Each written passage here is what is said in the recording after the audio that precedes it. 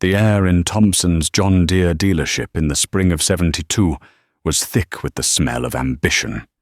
It was a sterile, intoxicating perfume of new paint, fresh rubber, and the faint, clean scent of ozone from the fluorescent lights overhead that hummed a tune of progress. Jedediah Stone hated it. It felt dishonest, like a funeral home trying to cover up the smell of formaldehyde with too many lilies. He stood on the polished concrete floor, his worn work boots looking dusty and out of place. His hands, thick with calluses from a lifetime of wrestling steel and soil, were shoved deep into the pockets of his denim overalls. Before him sat the reason for his visit, a monument to modern farming, a brand-new John Deere 4430. It was a fortress of a tractor. The green paint was so deep you could drown in it, the yellow of the wheels so bright it hurt the eyes. But the real marvel was the cab, the thing they called a sound guard body. It had tinted glass, a padded seat that floated on air, and two things Jed's farm had never known: an air conditioner and a radio. "She's a beauty, isn't she, Jed?" Richard Thompson's voice was as smooth as the financing papers he held in his manicured hand. Rich was a new kind of man in their small Iowa county. He didn't smell of diesel and dirt. He smelled of aftershave and opportunity. His shoes were shined, his slacks were creased, and his smile never quite reached his eyes. "It's a big machine, Rich. I'll give you that," Jed said, his voice a low rumble. He walked around it, tapping a huge rear tire with his knuckles. The rubber gave a dull, solid thud. "What's the sticker on this thing?" Rich chuckled, a practiced, easy sound. "Now, Jed, let's not talk about price. Let's talk about investment. Let's talk about efficiency. Think of the hours you'll save. You can plow an extra 40 acres a day with this beast. With the AC, you can work right through the hottest part of July without breaking a sweat.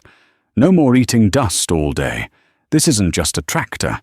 It's a tool for growth." Jed grunted and ran a hand over the familiar lines of the diesel engine, a bigger, more powerful version of the one in his own tractor. He knew engines.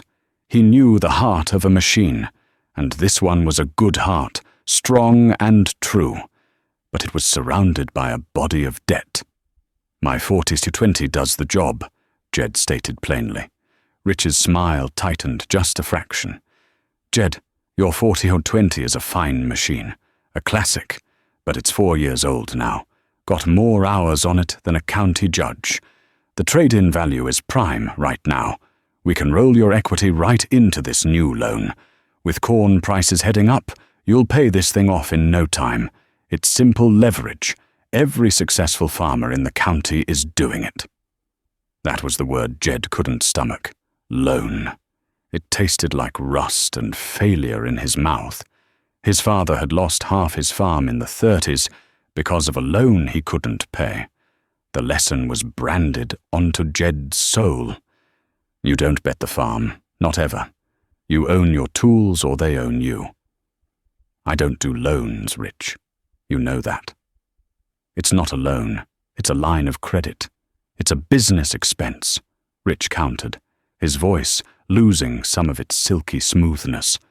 He was used to men who saw the shiny green paint and fell into a trance. He wasn't used to a man who looked at a brand-new tractor and saw a ball and chain. How do you expect to expand? To get ahead? You're farming the same 320 acres your father did. You can't get ahead by standing still. This machine will let you rent another quarter section, maybe buy that piece from old man Hemlock when he finally retires. Jed looked past the 4430, through the dealership's massive plate glass window. He could see his own truck parked out on the gravel lot, a 10-year-old Ford F-100, faded red but mechanically perfect. He'd rebuilt the carburetor himself last winter. It was his. Paid for. Just like his 1968 John Deere 4020 sitting in his machine shed. He'd bought it used from a fellow who'd overextended himself. Jed had paid cash, a thick roll of bills that had taken him 3 years of good harvests and frugal living to save. That tractor was his partner, not his master. "The only thing a loan gets you ahead of is your own money," Jed said, turning to face the dealer. "I appreciate the coffee, Rich, but I'm not interested." Rich Thompson's face finally lost its salesman's mask. A flicker of contempt crossed his features. He neatly squared the papers on his desk. "Suit yourself, Jed. Some men are content standing still while the world moves on. But don't come crying to me in 5 years when your neighbors have twice the land and you're still tinkering with that old relic just to get a crop in." Jed just nodded. "I won't." He turned and walked out, the automatic glass doors hissing shut behind him, sealing him off from the world of easy credit and new paint smell. The gravel of the parking lot crunched under his boots, a satisfying, solid sound. He climbed into his old Ford, the familiar smell of sun-baked vinyl and faint oil a comfort to him. He fired up the engine, a healthy, no-nonsense roar, and pulled out onto the county road, heading for home. Back at his own farm, the world made sense again. The lane was flanked by fences he'd strung himself, the posts straight and true. The barn, painted a deep, traditional red, stood proud against the afternoon sun. The house was modest, but the roof was sound and the porch was swept. It was all his. The deed was in a safe deposit box in town, his name on it, free and clear. He parked the truck and walked to the machine shed, the big sliding door groaning in protest as he rolled it open.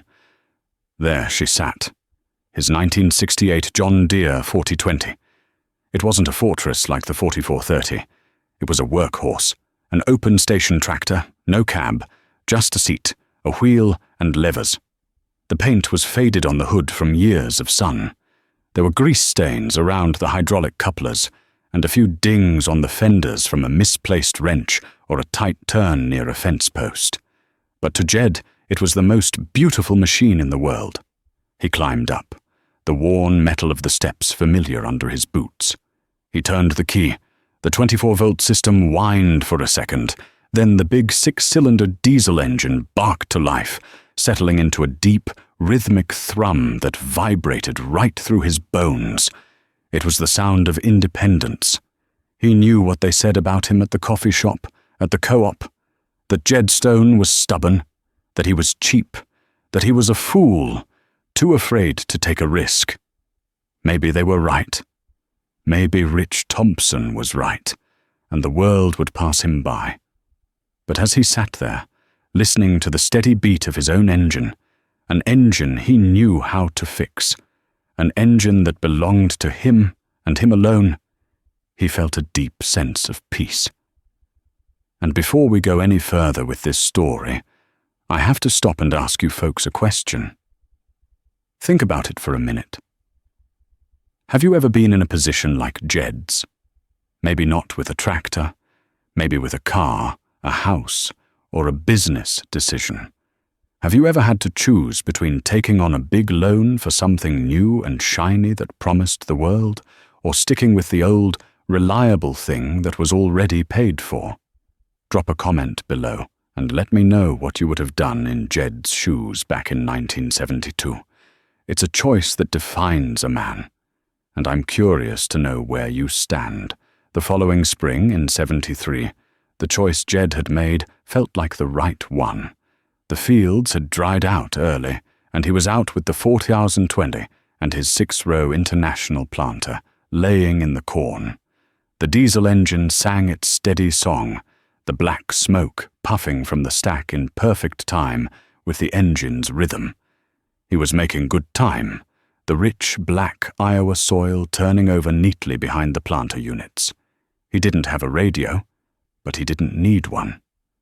The music was the cry of the red-winged blackbirds in the ditch and the hum of the planter markers slicing through the dirt. He was on his last pass of the North 80 when he felt it. A slight shudder, a change in the engine's tone as it came under load. He pushed in the clutch to make the turn at the headland, and the pedal felt soft, spongy. It didn't have its usual firm resistance.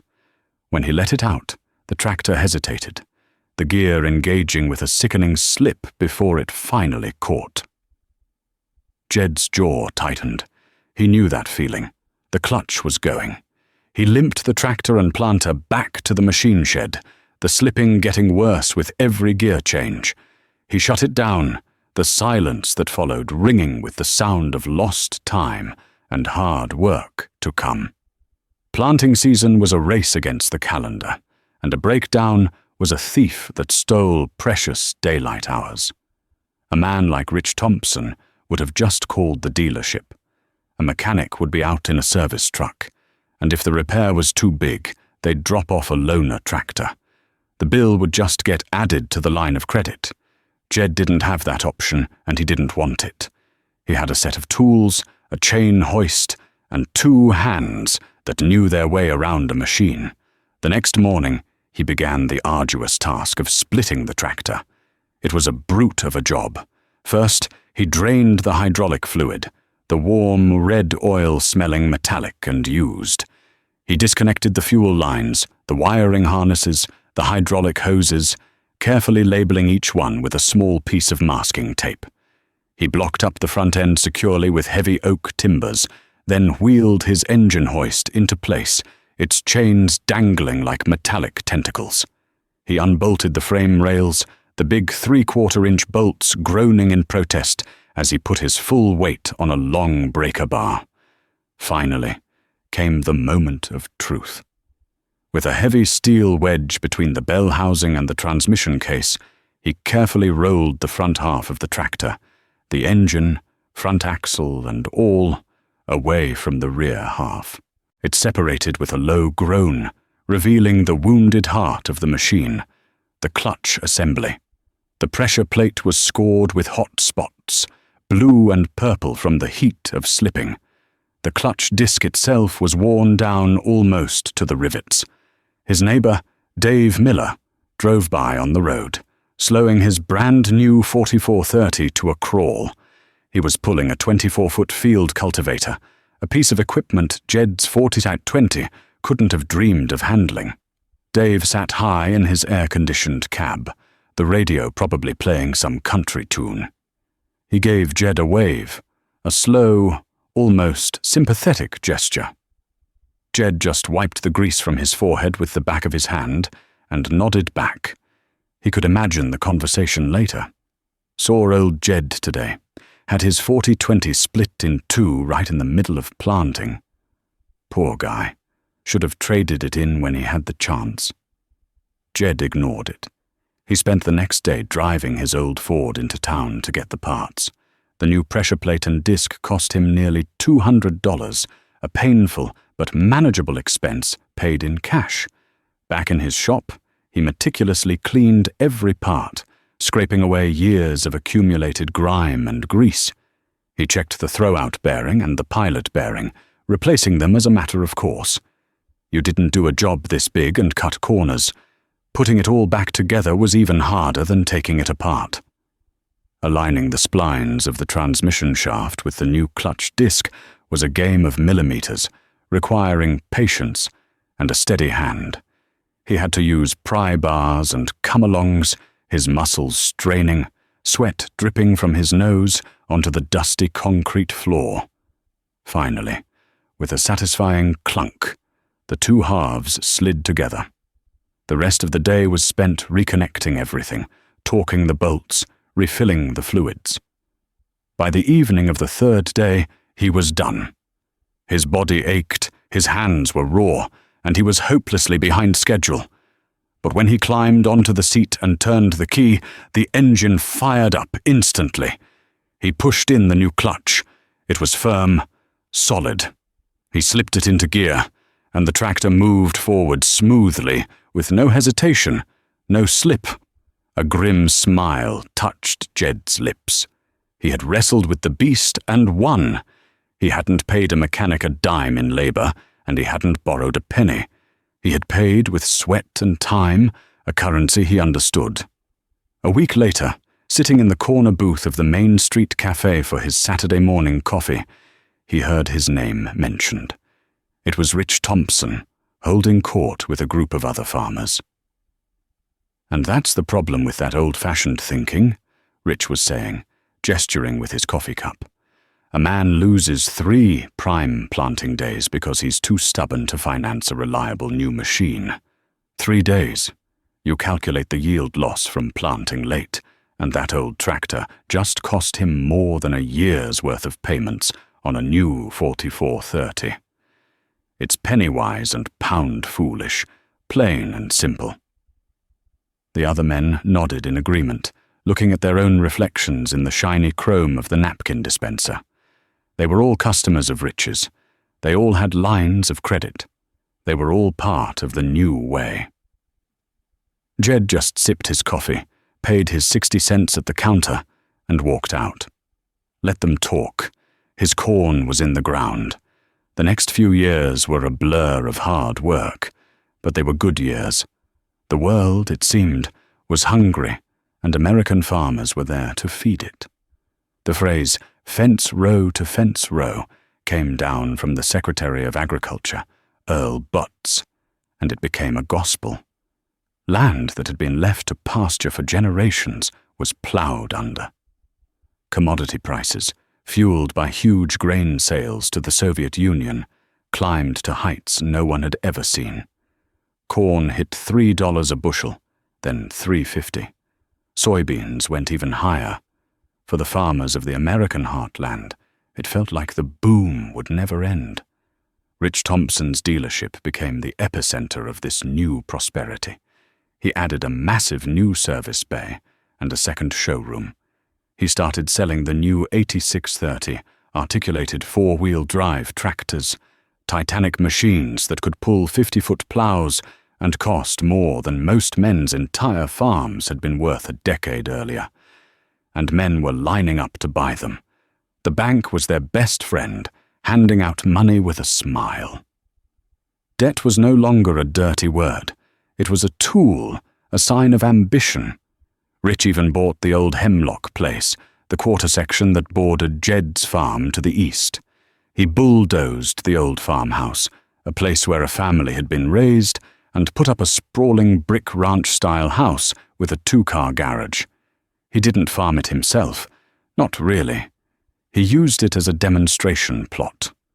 All year long, the newest and biggest John Deere equipment would be out there, a constant roaring parade of progress right on Jed's fence line. Jed's neighbors got caught up in the fever. Dave Miller traded his 2-year-old 4430 for a new 4640 and bought a brand new 7700 turbo combine with a 6-row corn head. The Johnson brothers bought an 8630 and another half section of land, the price per acre inflated to an insane level. Everyone was expanding, leveraging their new, higher land values to borrow more, to buy more, to grow more. They looked at Jed Stone and shook their heads. He was still farming with his 4020, still using his old 6-row planter. He had a good harvest in '74, and instead of using the profit as a down payment on a new tractor, he bought a used gravity wagon for cash. After the '75 harvest, the biggest of his life, he walked into the bank and paid off the last remaining $10,000 on his farm's mortgage. He remembered the day he told his wife, Martha. He came into the kitchen, holding the paper from the bank that said, "Paid in full." She looked at it, her eyes welling up, and put her arms around his neck. "It's ours, Jed," she whispered. "All of it. It's really ours. No one can take it from us now," he'd said, feeling a weight lift from his shoulders he hadn't even realized he'd been carrying for 20 years. He didn't stand completely still. He used the good years to improve, not to expand. He tore down the old corn crib and, with the help of his son, put up a new grain bin with a drying floor, paying for the materials as he went. He pulled the engine on his old John Deere combine and did a complete in-frame overhaul himself, replacing the sleeves, pistons and bearings. He was increasing his efficiency and his storage capacity, but he was doing it on his own terms, with his own money. At the co-op he was an oddity, a relic. Men would clap him on the back, a little too hard, a little too condescendingly. "Here, you paid off the farm, Jed. Good for you. Now you can finally use it as collateral to get some real horsepower." They didn't understand that for him, the point of paying it off was to never use it as collateral again. He was missing the boat, they all said. He was letting the golden opportunity of a lifetime slip through his fingers. By the fall of 1978, the golden glow was starting to tarnish, though few were willing to see it. Inflation, a problem for years, was now a raging fire. The price of fuel, fertilizer, and parts was skyrocketing. To fight it, the new chairman of the Federal Reserve, a man named Paul Volcker, started talking tough. He was going to break inflation's back, no matter the cost. Jed was in the parts store in town, waiting for the clerk to find a hydraulic filter for his 4020. Two other farmers were leaning on the counter, their faces grim. "The bank called yesterday." One of them, a young man named Peterson, said, "My operating loan renewal. They're talking 12%. 12!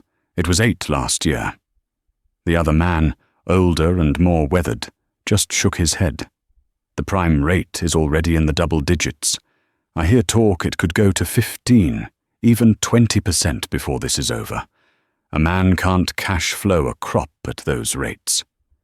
Jed took his filter, paid the clerk his $7, and walked out into the crisp autumn air. A cold knot was tightening in the pit of his stomach. 12%. 20%. These were numbers that could kill. He looked down the street, past the cafe and the hardware store, to the far end of town. There, gleaming under the afternoon sun, was Rich Thompson's John Deere dealership. The lot was full of massive, brand-new machines, millions of dollars worth of iron sitting on pavement. For the first time, the shiny green and yellow paint didn't look like the color of success. It looked like the color of a trap, one whose steel jaws were slowly, silently beginning to close. The spring of 1980 arrived on a dry, worried wind. It didn't carry the familiar, damp, earthy smell of promise. Instead, it tasted of dust and anxiety. The news on the radio in Jed's old Ford was a constant drumbeat of bad tidings. The grain embargo against the Soviets had slammed the lid on commodity prices. Corn, which had been the foundation of so much borrowing, was sinking like a stone in a pond. And the other number, the one that mattered just as much, was climbing. Paul Volcker's Federal Reserve, in its war on inflation, was pushing interest rates to levels that were once unthinkable. 15%. 18. The numbers were spoken in hushed, fearful tones at the co-op. Jed felt the squeeze like everyone else. The price of diesel fuel to run his 4020 was nearly $1 a gallon. A new set of tires for the tractor would cost him a month's profit. But his belt had always been tight. He just had to pull it one notch tighter. He had grain in his bin from the year before, and he'd sell only what he needed to cover his property taxes and operating costs. The rest would wait. He had no payments to make. No bank held a sword over his head. That wasn't true for his neighbors. One afternoon, he saw Dave Miller's big 46-640 sitting silent at the edge of a field, the 24-foot disc behind it half buried in the dirt. Dave was standing beside it, his hands on his hips, staring at the engine compartment. Jed pulled his truck over and walked across the ditch. "Trouble, Dave?" Dave looked up, his face a mask of frustration. "She just quit, Jed. 1 minute she's pulling like a freight train, the next, nothing. Won't even turn over. All the lights on the dash are dead." Jed looked into the cab. The sound guard body, once a symbol of ultimate comfort, now looked like a trap. It was a maze of wires, circuit breakers, and electronic modules he didn't recognize. "Did you check the batteries?" "Of course I checked the batteries," Dave snapped, then sighed, running a hand through his hair. "Sorry, Jed, I'm just at my wit's end. I called Thompson's. They said it's probably the circuit board for the ignition system. They can send a man out tomorrow. $200 just for the service call. And he said the board itself is over $400. $400 for a little piece of plastic with wires in it." Jed nodded slowly, looking at the massive, silent machine. It was held hostage by a part the size of a postcard. "That's a tough pill to swallow." "Tough?" Dave laughed, a bitter, hollow sound. "The bank sent me a letter last week. My operating note is up for renewal. They're raising me to 19.5%. I can't make that pencil out, Jed. I can't. And now this. Another $600 I don't have."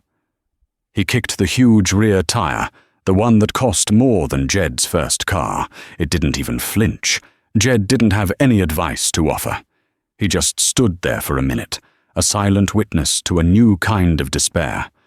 He went home and walked into his own machine shed. He looked at his 4020. Its wiring was simple, a diagram he could trace with his finger. Its systems were mechanical. If it broke, he could understand it. He could hold the broken part in his hand. He could fix it with a wrench and his own 2 knuckles. For the first time, the men in the air-conditioned cabs didn't seem so lucky. They were pilots of machines they couldn't fix, financed by money they couldn't afford to pay back.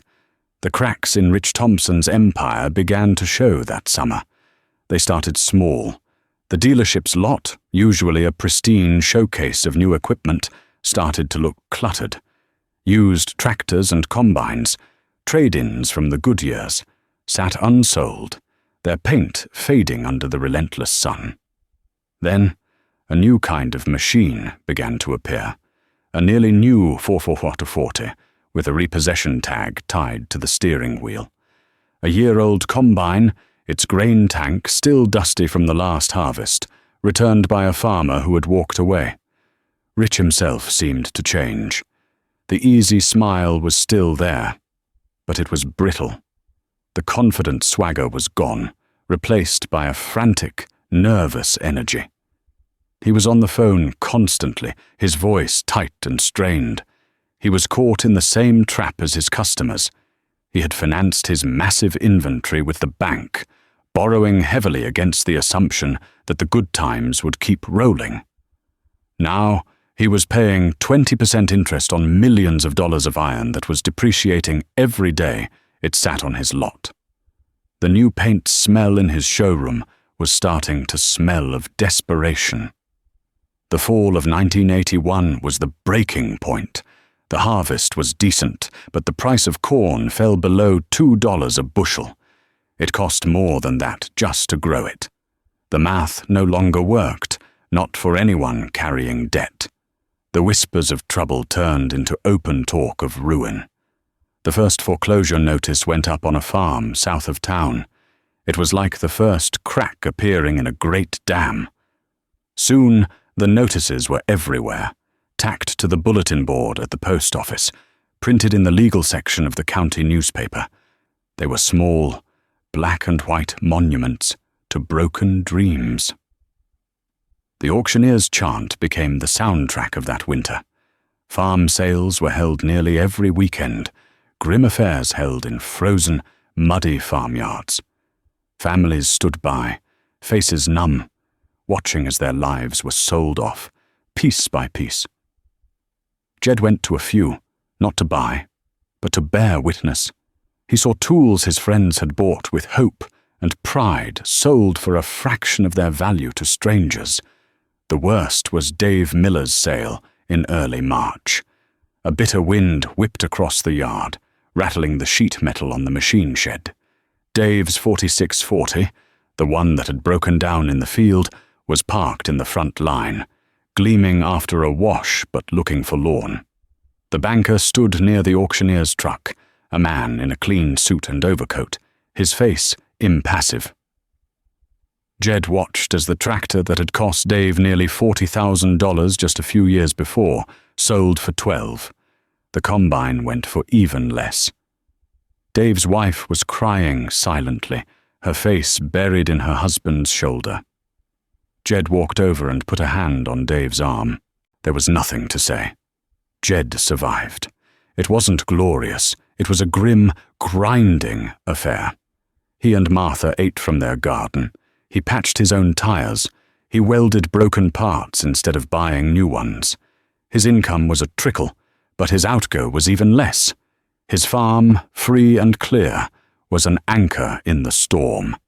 While his neighbors were being swept away by a tidal wave of debt, Jed was clinging to a rock he had built himself, stone by stone. He wasn't getting ahead, but he wasn't going under. And in the heartland of the early 80s, that was the only victory that mattered. Then came the day of Rich Thompson's auction. It was a Saturday in late spring, a grey, overcast day that matched the mood of the county. The John Deere dealership, once a shining temple of progress, was now a boneyard. The entire inventory, new and used, along with the shop tools and office furniture, was being liquidated by the bank. Jed drove his old Ford into the crowded parking lot. The place was packed. Farmers, dealers from other counties, and grim-faced bankers walked among the rows of silent green machines. The articulated 8630s and 8850s, the titans of the boom years, looked like beached whales, impossibly large and useless. They were built for a world of $3 corn and 8% interest, a world that no longer existed. He saw Rich standing off to the side, near the service bay doors. He was a different man. The expensive suit was gone, replaced by a simple work coat. His face was pale and drawn. He wasn't the master of this domain anymore. He was just another spectator at its funeral. He watched as the auctioneer sold off a brand new 4840 for less than the dealership owed the factory for it. Each fall of the gavel was like a hammer blow against his life. Jed didn't bid on anything. He just watched, his heart heavy not with triumph, but with a profound sadness. He had seen this coming, had warned against it in his own quiet way. But seeing it happen was no comfort. This was more than one man's failure. It was the failure of an entire idea. The idea that a man could borrow his way to prosperity forever. It was a lie, and the whole county was now paying the price. A few weeks later, Jed was in his shop, grinding the valves on the cylinder head from his 4020. It was a slow, meticulous job, one he did every few years to keep the engine running at peak efficiency. The smell of grinding compound and hot metal filled the air. He heard a car pull into the yard, but he didn't look up until the shadow of a man fell across his workbench. It was Rich Thompson. He looked older, smaller than Jed remembered. He was holding a broken fan belt in his hand. "Jed," he said, his voice quiet, almost hesitant. "My car. It broke down out on the road. Overheated. I saw your light on." Jed switched off the grinder, the sudden silence ringing in his ears. He wiped his hands on a rag and looked at the man who had once called him a fool. He saw no arrogance left in Rich's eyes, only a deep, weary exhaustion. There was no hint of an "I told you so" in Jed's heart. There was only the sight of a neighbor in need. "Let's have a look," Jed said simply. He drove Rich back to the stalled sedan in his old Ford. It was a fancy car, a Lincoln, but its hood was up like a cry for help. Jed diagnosed the problem in minutes. The water pump had seized, shredding the belt. "It'll need a new pump," Jed said. "I can give you a ride into town to the parts store. We can have it fixed before dark." I can't pay you, Jed," Rich said, looking down at his shoes. "The bank took everything. We're living with my wife's folks over in the next county." Jed just nodded. "Don't worry about that. A man's got to get home." They spent the afternoon working together. Jed, with his shore, practiced hands, did most of the heavy work, but he let Rich clean the parts and hand him the tools. They didn't talk much. They didn't need to. The clink of wrenches and the shared task of bringing a broken machine back to life said more than words ever could. As the sun began to set, they started the car. It purred to life, the new pump circulating coolant through its veins. Rich stood by the car, the engine idling smoothly. "Jed, why?" he finally asked, his voice thick with emotion. "After everything. After how I treated you. I called you a fool." Jed looked out across his fields, the young corn standing in neat green rows under the evening sky. "We're neighbors, Rich," he said. "That's got to mean something. Besides," he added, a rare, small smile touching his lips, "a man who can't fix his own engine is in a bad way. Reckon you learned that." Rich just nodded, unable to speak. He got in his car and drove away, leaving Jed alone in the quiet of his farm lane. It was a victory, but a quiet one, a victory of character, not of commerce. The following year, the Hemlock place came up for auction. It was the quarter section next to Jed, the one Rich had bought to build his big brick house and use as a demonstration farm. The house was now empty, the windows dark and vacant. The bank was selling the land. Jed went to the auction held on the courthouse steps. He stood at the back of the small crowd, his hands in his pockets. The bidding was slow, hesitant. No one had money for land. The price was a quarter of what Rich had paid for it. When the bidding stalled, Jed raised his hand. He made one bid, a fair price, but not an extravagant one. The auctioneer called his name twice, then the gavel fell. It was his. He walked into the courthouse and paid for it, not with a loan, but with a cashier's check drawn from the savings he and Martha had carefully built over 30 years. He hadn't bought it to get bigger. He had bought it to heal it. The world slowly began to mend. By the late 1980s, the rains returned and prices stabilized. The bleeding had stopped, but the scars remained. The county was emptier, the farms bigger and fewer. The men who were left were different. They were survivors. They were more cautious, more like Jed. They started stopping by his machine shed again, not to mock, but to ask for help. "Jed, my hydraulics are acting up on my old 3020. You got any ideas?" "Jed, you know where I can find a used injector pump for a 40/10? He became the keeper of the old knowledge, the man who knew how to keep the paid-for iron running. He never charged for his advice, only for the parts if he had them. His quiet wisdom, once seen as stubbornness, was now recognized as strength. One crisp fall afternoon, years later, Jed was in the shed with his son, Michael, who now farmed alongside him. They were tuning up the old 4020. She was over 20 years old now, her paint faded to a soft patina, her fenders scarred with the marks of a long, useful life. But the engine, the heart of the beast, was as strong as ever. "Dad," Michael said, wiping grease from his hands, "I was in the new dealership in town. They've got these new tractors, computers, GPS, everything. We could cover twice the ground." Jed stopped turning his wrench and looked at his son. He saw the same ambition in his eyes that he'd seen in a generation of his neighbors. He didn't get angry. He just smiled. "Let me tell you about this tractor, son," he said, patting the green hood. "This tractor and we've got an agreement. It doesn't try to own me, and I don't try to trade it for a promise. Every part on this machine I've paid for with cash money earned from that soil out there. Every bolt I've tightened with my own hands. There's no banker who can come and take this tractor. There's no computer that can tell it to stop working. It runs on diesel fuel and independence. And I'll tell you something, boy, independence is a powerful fuel. It'll get you through some mighty hard times." He handed the wrench to his son. "Now, hand me that feeler gauge. Let's set these valves just right." That evening, Jed sat on his porch swing, Martha beside him, her hand resting in his. The sun was setting over the Iowa hills, painting the sky in strokes of orange and purple.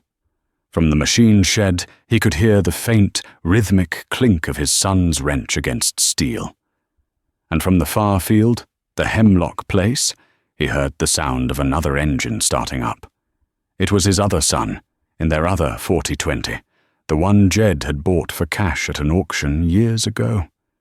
It was a deep, honest thrum, the sound of work being done, of a family secure on land that was truly their own.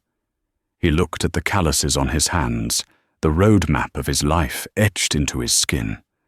He hadn't gotten rich. He didn't have the biggest farm in the county. But he was still here. He had held on. He had built something that would last, not on a foundation of debt and risk, but on the solid bedrock of hard work, patience, and the simple, profound wisdom of owning his own tools.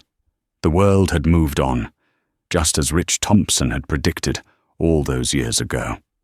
But Jed Stone had learned that sometimes the best way to get ahead is to know exactly where to stand your ground. And as the last light faded from the sky, the steady, reassuring rumble of his tractor was the only answer he would ever need.